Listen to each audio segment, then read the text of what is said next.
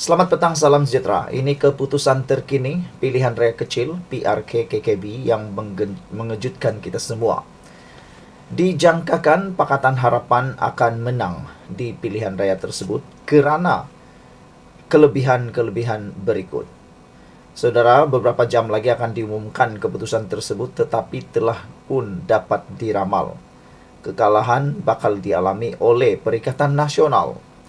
Ini kerana satu badan pemikir yang boleh dipercayai dan terbukti telah pun membuat ramalan tepat beberapa kali dalam pilihan raya sebelum ini, telah berjaya membuktikan kredibiliti peramal tersebut. Daripada 10 yang diramal, 9 yang tepat. Jadi kali ini kita nak beritahu, Pakatan Harapan ada kelebihan untuk menang dalam pilihan raya PRK KKB, dan juga ini sebabnya. Ilham Center berkata, kempen tema agama serta kaum yang diulang Perikatan Nasional pada PRK itu sudah tepu. Maknanya sudah tidak boleh pakai lagi lah. Tidak lagi relevan untuk dipakai di mana-mana, khususnya di negeri Selangor. Kerana negeri Selangor, kalau kita tahu, negeri itu adalah negeri campuran pengundi yang paling ramai, dan boleh kata rakyat di Selangor sudah sukar ataupun sukar ditembusi untuk isu-isu berkaitan tema agama serta kaum.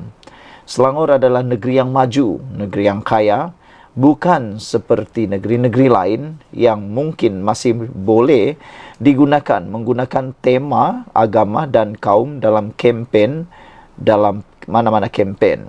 Seperti di Kelantan dan Terengganu, mungkin isu tema agama serta kaum boleh pakai di Kedah dan di Perlis. Tetapi untuk negeri-negeri seperti di Johor, di Selangor, di Pahang, Sabah dan Sarawak, isu ini adalah kelihatan tepu dan tidak lagi boleh pakai. Pakatan Harapan PH mempunyai sedikit kelebihan untuk mengekalkan Dewan Undangan Negeri Kuala Kubu Bahru di sebalik cabaran sengit oleh Perikatan Nasional, kata sebuah badan pemikir. Ilham Center berkata, strategi Perikatan Nasional meletak calon Melayu Khairul Azhari Saud untuk meraih sebanyak mungkin sokongan pengundi komuniti itu dilihat tidak berkesan. Malah kempen tema agama serta kaum sudah tepu ke siling. Kawasan bercampur seumpama Kuala Kubu Bahru ini, kempen jalur keras tidak efektif dan sesuai. Katanya dalam laporan pola pengundi dan prediksi PRK Kuala Kubu Bahru yang berlangsung esok. PRK itu menyaksikan pertembungan Khairul Pang Syautau, PH Hafiza Zainuddin, Parti Perikat Rakyat Malaysia, dan Nyau Kezin Bebas. Badan pemikir itu dalam kajian di lapangan mendapati PAS yang sering menjadi jentera dan tulang belakang PN dilihat tidak gairah berkempen. Kali ini tidak nampak kelibat jentera PAS dari negeri-negeri lain. Selain Selangor berkubu di setiap pusat daerah mengundi PDM. Penyertaan PAS Selangor juga tidak agresif, menyumbang kepada suasana sebegini rupa, katanya, yang turut membangkitkan prestasi muram 3 wakil rakyat PN, iaitu bagi Parlimen Hulu Selangor, Dewan Undangan Negeri Hulu Bernam dan Batangkali. Isu YBPN tidak perform menjadi topik perbincangan pengundi di sini. Tetapi kempen calon lain tidak memanfaatkan isu ini ke khalayak lebih luas, katanya. Untuk rekod, Parlimen Hulu Selangor diwakili Muhammad Hasnizan Harun dan Hulu Bernam Maizuddin Mahyuddin dari PAS, dan Wakil Bersatu Muhammad Muhaimin Harid Abdullah Sani mewakili Batangkali. Kajian Ilham Center itu dilakukan secara tetap muka membabitkan 404 responden, iaitu pengundi berdaftar mewakili semua segmen kaum, jantina, umur dan lokaliti, dengan jumlah numerator seramai 17 orang sambil dibantu 4 penyelia. Data dikumpul menggunakan kaji selidik observasi dan protokol temu bual separa berstruktur yang kemudiannya dianalisis secara kuantitatif, berstatistik dan kualitatif bertematik.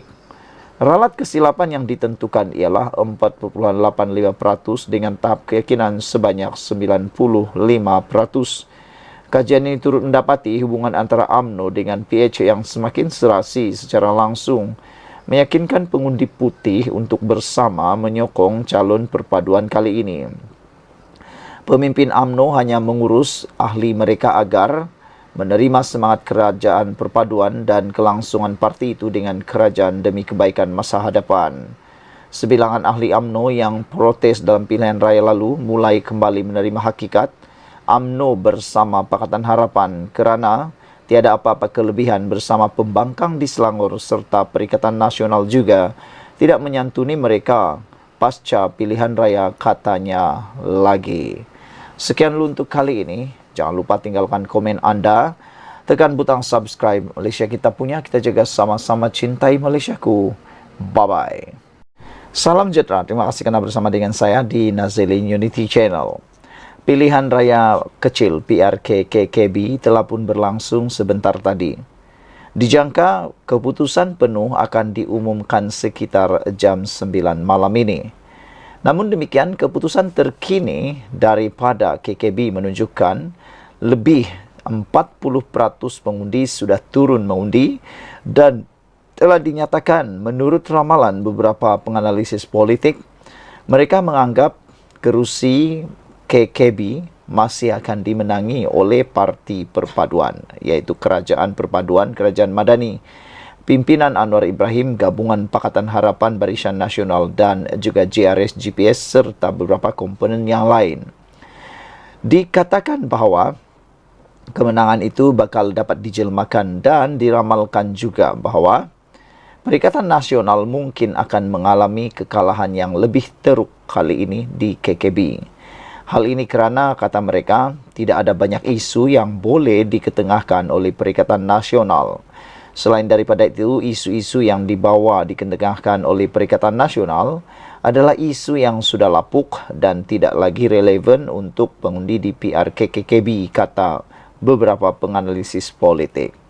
Hari ini, keputusan dijangka diumumkan pukul 9 malam dan dijangkakan juga ianya akan membawa kemenangan yang besar kepada Pakatan Harapan.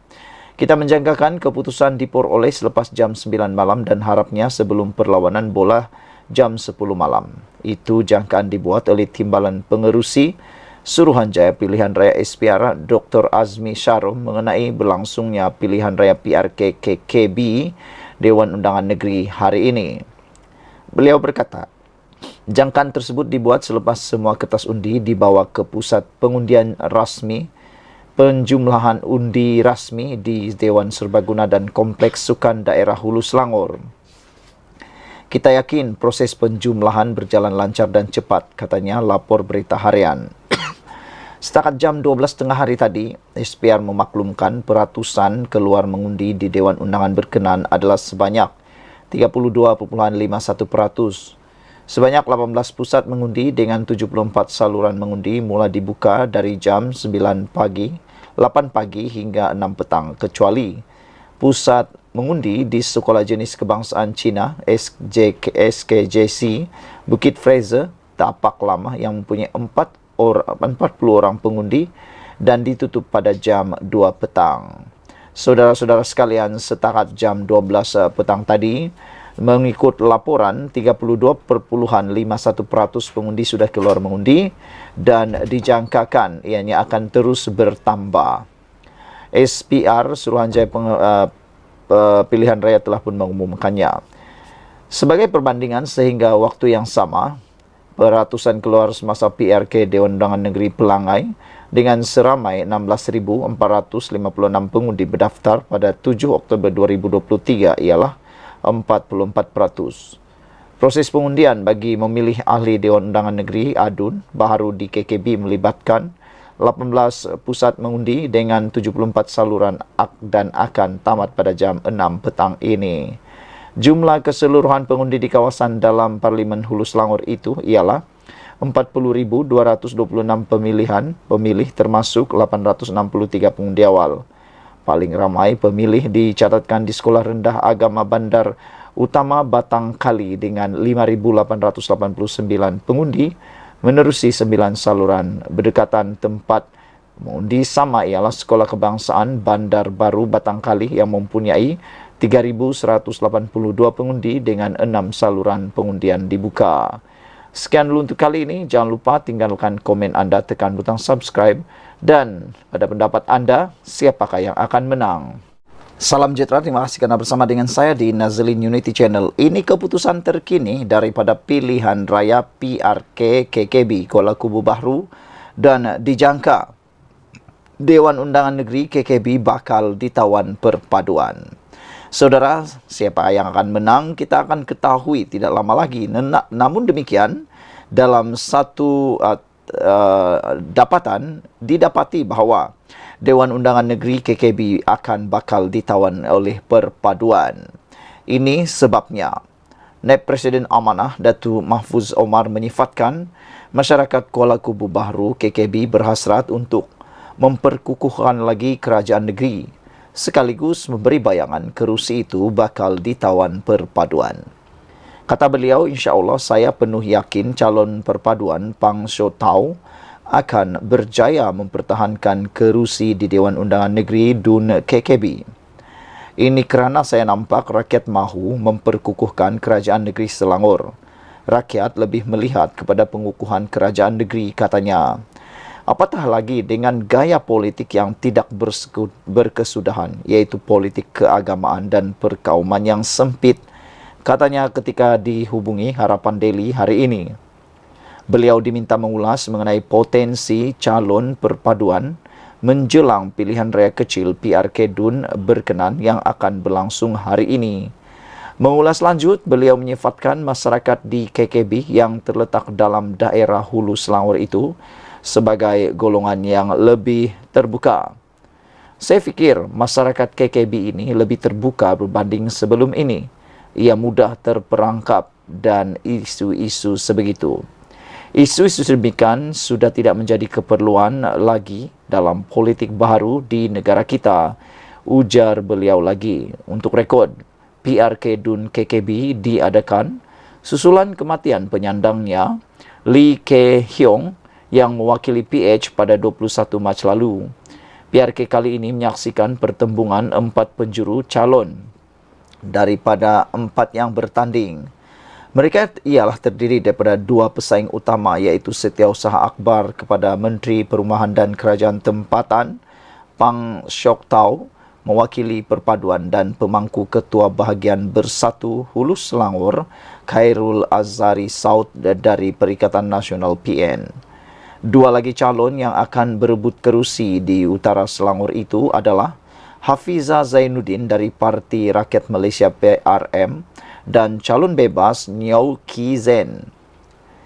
Pada pilihan raya PRN tahun lalu, Ki Hyong berjaya mempertahankan kerusi Dewan Undangan Negeri itu dengan majoriti 4.119 undi apabila mengalahkan Teo Kien Hong Gerakan, Siva Parakas Ramasari Muda, dan Chong Chang Ben Lai Parti Rakyat Malaysia.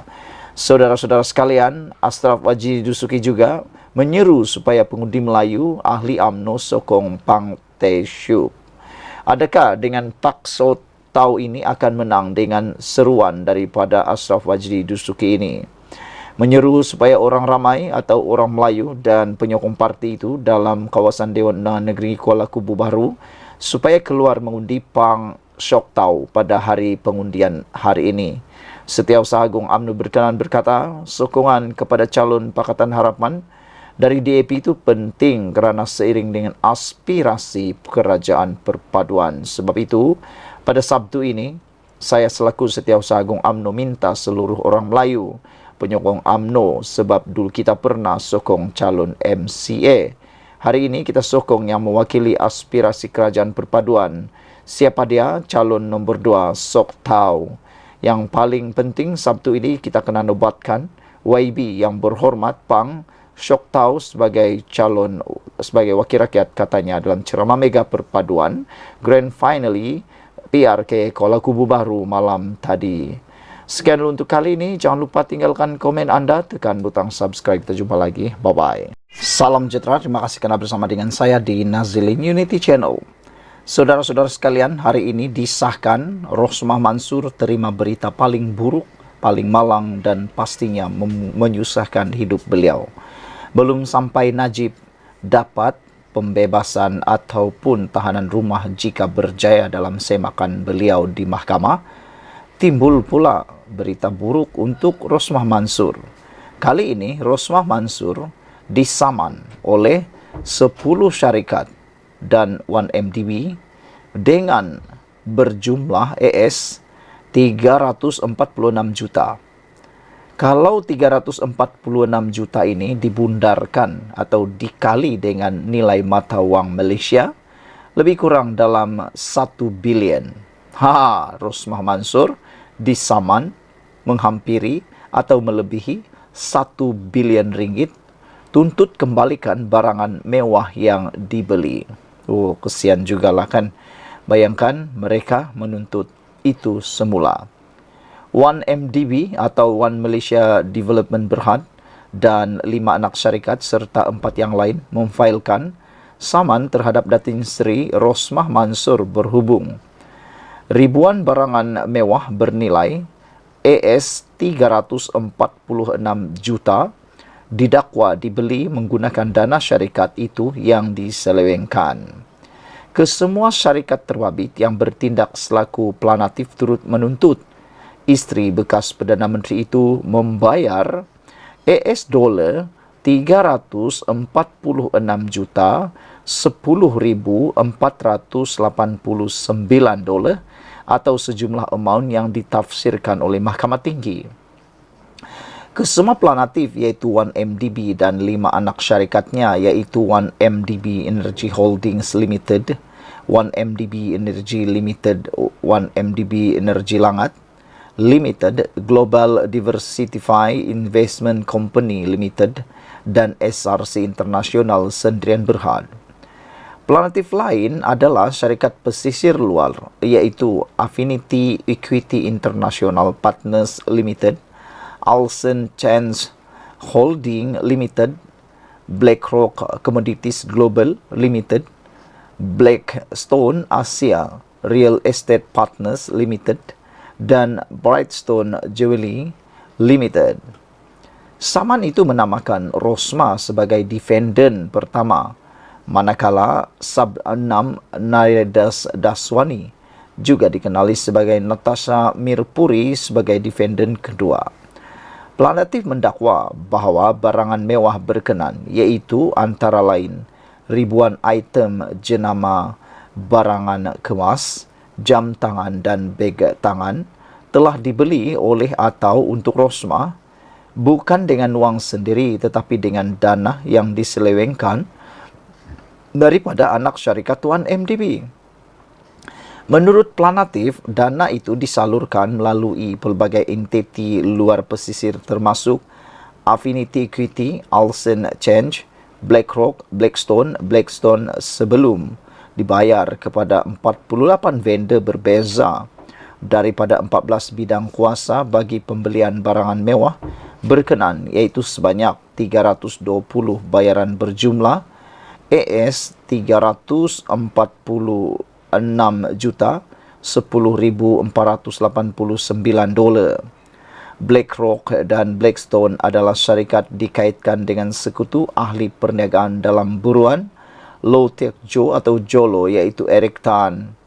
Sehubungan itu mereka menuntut pengisytiharan bahawa 1MDB dan 5 anak syarikatnya planatif pertama hingga ke-6 mempunyai kepentingan proprietari berequity atau kepentingan beneficial terhadap beberapa barangan mewah berkenan dan dapat dikesan dalam pemilikan Rosmah. Planatif juga memohon pengisytiharan bahawa Rosmah memegang barangan mewah itu dan hasilnya yang dapat dikesan atas amanah konstruktif bagi 1MDB dan anak syarikatnya. Selain itu, mereka menuntut pengisytiharan bahawa 1MDB dan anak syarikatnya itu berhak untuk mengesan barangan mewah terbabit dan pengisytiharan bahawa Rosmah bertanggung jawab kepada mereka, yaitu Planatif selaku pemegang amanah konstruktif barangan berkenaan. Selain itu, kesemua Planatif turut menuntut ganti rugi pampasan berequity, ganti rugi keterlaluan, dan ganti rugi teladan untuk ditafsirkan oleh mahkamah. Sekian dulu untuk kali ini. Jangan lupa tinggalkan komen Anda, tekan butang subscribe. Kita jumpa lagi. Bye-bye.